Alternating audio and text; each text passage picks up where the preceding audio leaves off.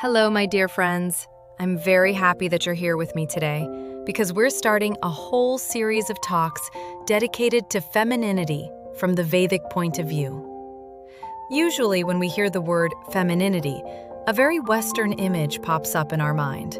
A woman who is soft, convenient, looks pretty, always smiles, rarely says no, and tries not to disturb anyone. A kind of sweet, fluffy, nice and quiet picture. But the Vedic tradition looks at femininity much more deeply. Female nature is not just being a good girl. It is a system of three great energies. In the Vedas, these energies are personified by three goddesses: Lakshmi, Saraswati, and Durga. Lakshmi, abundance, beauty, prosperity. Saraswati, wisdom, inspiration, creativity. Durga, strength and protection. And if we talk only about one of them, for example, only about beauty, and ignore the other two, we get an incomplete image of a woman. Today our topic is Lakshmi, the aspect of beauty and material prosperity. In our next meeting, we'll talk about Saraswati, inspiration and wisdom. And in the third one, about Durga, female strength and protection. Why do we even need to understand these three energies? Look at what happens if only one of them is active. There is beauty and money, but there is no wisdom. The person doesn't know how to handle it, and everything is lost very quickly. There is intellect and knowledge, but no abundance and no inner sense of worth. The woman gets tired, burns out, lives on empty. There is strength and a strong protective side, but no softness and beauty. People next to such a woman feel that the space is too harsh. The Vedic idea is simple.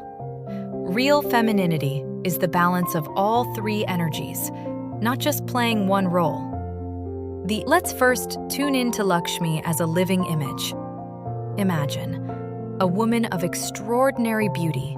Her skin is like warm gold. Her gaze is soft and deeply accepting. She is wearing noble fabrics in warm, rich shades.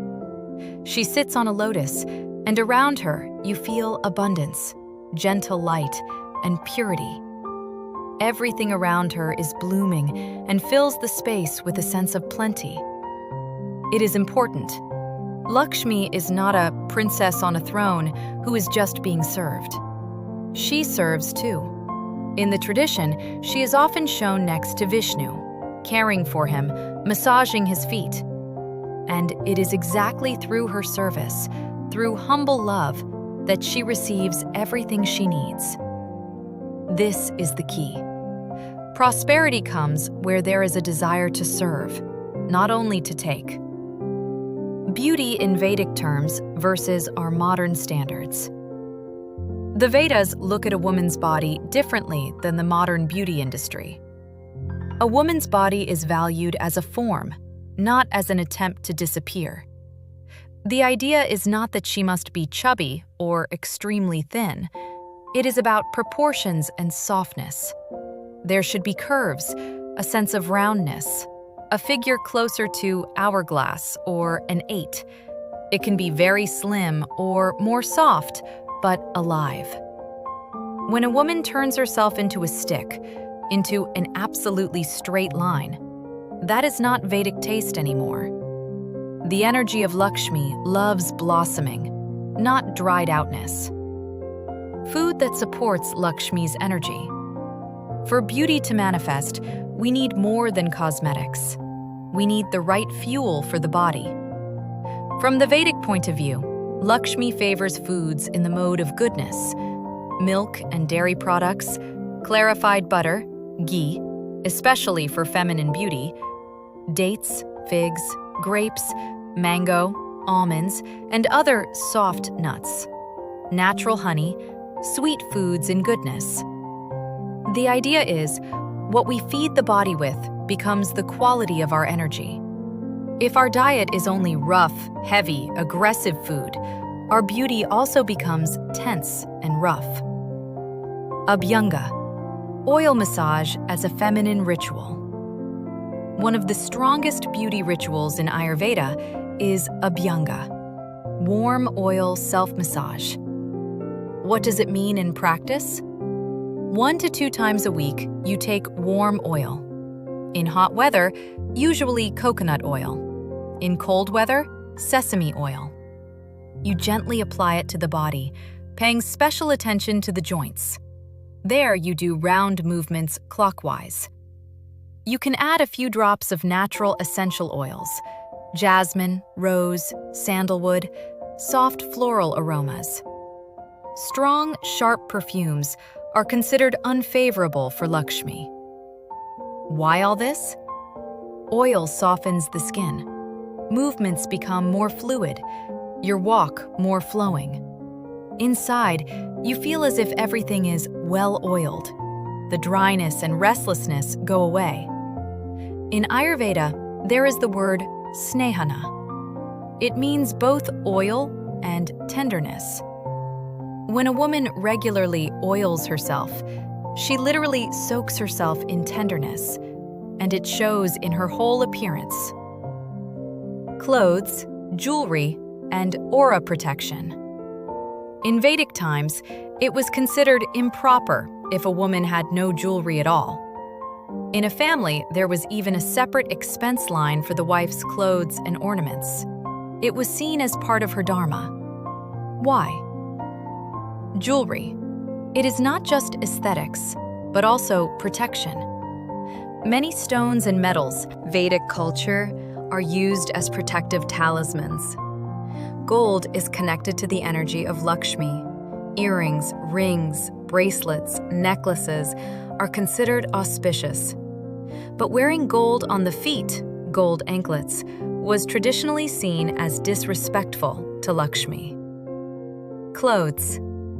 Women were encouraged to dress beautifully, brightly, festively, but at the same time, sufficiently covered, especially the legs. This is linked to the idea that too much exposure weakens the energy field, and a woman becomes more vulnerable to heavy, lustful gazes. From the Vedic view, this takes away her strength and accelerates aging. The ideal is clothes that cover the body but remain feminine, draped, expressive, emphasizing the form without turning a woman into a shapeless bag and without provoking crude lust. The purpose of Vedic fashion: to give people joy from beauty, without destroying either their mind or the woman's own energy. Lakshmi's home: fruits, flowers, images, order. Lakshmi's energy is very sensitive to the atmosphere. What attracts her? A basket or bowl of fruits in a visible place, as a symbol of plenty. Fresh flowers, especially in warm shades, lush and full. Pictures and images of abundance, gardens, blooming trees, rich still lifes, calm, beautiful scenes. No sense of neglect. The house is cared for, things have their place. There is no feeling of, I don't care. Whatever is constantly before our eyes creates our inner background. If we surround ourselves with scenes of suffering, poverty, and hopelessness, that vibration forms our attitude to life. If we are surrounded by images of flowering and beauty, Lakshmi more easily recognizes this place as suitable for her presence. Money as Lakshmi and the law of giving. In Sanskrit, money is often directly called by Lakshmi's name. Several important principles are linked to it. Prosperity should come honestly. If money is gained in corrupt or destructive ways, the Vedic tradition says that after some years, Lakshmi can simply turn away and everything will collapse. Money is not only mine, it is a flow. A part of what we receive should go back into the world through donations. A minimum guideline is around 10% of income. It is best to direct this towards good, uplifting causes, spiritual projects, temples, real help to those who will use the resources wisely. If we donate where money is spent on destructive things, we take part of that negative karma onto ourselves. If we give to places of purity, we improve our own destiny and even the destiny of our family line. Lakshmi loves those who know how to share. What luck means from Lakshmi's perspective. We often imagine luck as something that just falls on our head in the form of a lottery win or some random gift from fate. From Lakshmi's perspective, luck is the ability to see opportunities. Opportunities are always close, in people who come into our life, in meetings, in offers, even in crises. But if a person lives inside a rigid script, it has always been like this and always will be, they simply do not notice what is opening up. Two big things that block our ability to see opportunities: pride, skepticism, and chronic complaining. Lakshmi is very humble.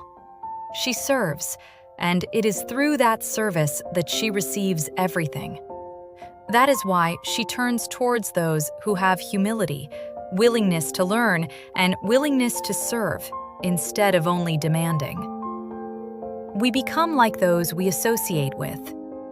The Vedas say, through association we receive Shakti, the energy of certain qualities. If you want more beauty, look for women in whom you see soft, calm, noble beauty, and respect them. More abundance. Respect people who prosper honestly and deal with money without greed. More kindness. Spend time with those who already live that way. But the point is not to consume them, give me your qualities. It is about respect and service. You can help them, offer gifts, show sincere appreciation.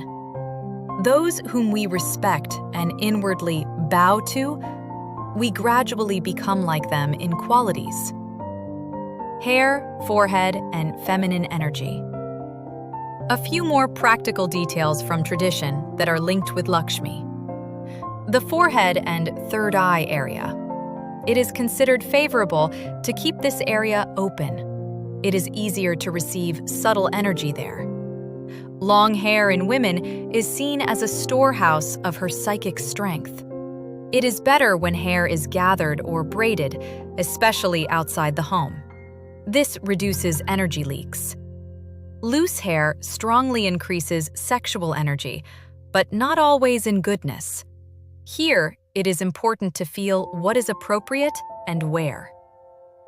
Friday as Lakshmi's Day. A very good habit for a woman is to make Friday Lakshmi's Day. What you can do on Fridays: wash your hair, choose more festive, beautiful clothes, adorn yourself a little more than on regular days. Give yourself something pleasant in goodness, a beautiful dinner, music, fresh flowers. Dedicate all this to Lakshmi, for example by saying, Lakshmi, today I dress up to please you and to bring more beauty and joy into this world. It doesn't matter if the moon is waxing or waning, what matters is regular attention and respect to this energy. Mantras and meditating on her image. If you feel drawn to it, you can include mantras. There are many traditional mantras addressed to Lakshmi. You can choose the one that resonates with your heart. The technical side, how many times you repeat it, is not as important as this. Sit quietly, take a few gentle breaths, imagine Lakshmi, this gentle, golden, blossoming feminine energy, and for some time repeat the mantra, feeling that you are tuning into her qualities: softness, sufficiency, inner light. A psychological secret, changing the channel. Sometimes the mind gets stuck in negative thoughts, resentment, injustice, an inner monologue that repeats again and again. In the Vedas, this state is linked to the mode of ignorance. What can we do? At the moment when the same painful story appears again, consciously change the focus. Instead of replaying the same scene, start remembering or reading stories about saints, about divine heroes, about Lakshmi, Radha, Sita. Meditate on their qualities, not on your trauma. Not because your feelings are unimportant, but because living inside pain for too long means constantly recreating it. When we switch our attention to images of goodness, the mind slowly begins to adjust to them. Whatever we meditate on, that is what we become. Service is Lakshmi's main secret, and probably the most important thing to remember about Lakshmi. She is the goddess of wealth, beauty, and luck, but she herself lives in the mood of service. She does not boast about what she has, she directs it toward the one she loves and towards the good. So, if we want Lakshmi's energy to truly enter our life, it is important to learn to serve God, people, family, the world, learn to choose whom we serve, someone who follows Dharma, not destruction, do it not from a victim position, but from a place of strength and conscious choice. Then beauty stops being only about appearance, and prosperity stops being only about money. It becomes a state of the soul. Conclusion. Today we talked about how femininity in the Vedic sense is three aspects: Lakshmi, Saraswati, and Durga, how Lakshmi's energy appears in the body, in food, in clothes, in the home, in money, and in our thoughts, why service and humility are the keys to real prosperity. In our next meeting we'll move on to Saraswati. We'll talk about inspiration, wisdom, talents, and how a woman can become a channel of knowledge and light for her family and for the world. Thank you for your attention. See you in our next talk.